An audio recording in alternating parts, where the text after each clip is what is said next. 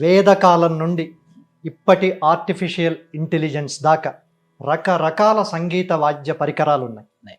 దాంట్లో వీణ ప్రత్యేకత ఏమిటి? వీణ కింగ్ ఆఫ్ ఆల్ ఇన్స్ట్రుమెంట్స్ అని అంటారు. మన కర్ణాటక సంగీతం కూడా ఫస్ట్ మన హిస్టరీ ఆఫ్ కర్ణాటక మ్యూజిక్ అని ఓపెన్ చేస్తే సంగీతం ఎలా ఉండాలి అంటే వీణలో వచ్చే నాదం ఎలా ఉంటుంది, ఏవైతే నాదం వస్తుందో అదే మనం గాత్రాల్లో పలికించాలి. వీణలో వచ్చేది బెంచ్ మార్క్ అనమాట. అదే మనకు శాస్త్రంలో ఫస్ట్ ప్లే అనమాట. ఎందుకు వీణ కింగ్ ఆఫ్ ఆల్ ఇన్స్ట్రుమెంట్స్ అంటే వీణ కాకుండా మనకి హార్మోనియం ఉంది. ఒక స్వరస్థానం నుంచి స్వరస్థానంకి వెళ్ళాలంటే అన్ని ముక్కలు కంటిన్యూటీ ఉంటుంది. 4 ముక్కలు 25 25 25 20 లాగా వచ్చింది. అదే మనకి ఫ్లూట్ కావాలనుకోండి, ఫ్లూట్ కావాలంటే దానికి హోల్ తీస్తే నాదం బ్రేక్ అయిపోతుంది.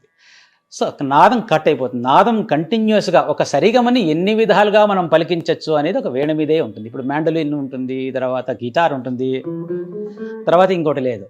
అదే మనకి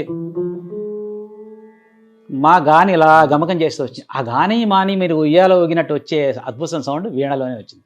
తర్వాత సారీ అయిపోయిన తర్వాత గామా రీలో వచ్చేసింది.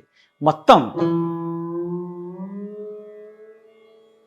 ఇది ఇంకా ఏ ఇన్స్ట్రుమెంట్లో సాధ్యం. మనకి గోటు అనే ఇన్స్ట్రుమెంట్ ఉంటుంది. జారాల్సిందే. సౌండ్ కావాలంటే అక్కడికి వెళ్ళాలి. వైలిన్ ఉంది, సౌండ్ కావాలంటే అక్కడికి వెళ్ళాలి. మనం వెళ్లకుండానే ప్రదర్శించవచ్చు. So cut note, continuous note, జంట, స్ఫురితం అని ఇలా మనం అంటూ ఉంటాం. ఇవన్నీ సౌండ్ ప్రొడక్షన్లో భాగాలన్నమాట. అలా అన్ని రకాల సౌండ్ ప్రొడక్షన్స్ వీణలోనే సాధ్యం.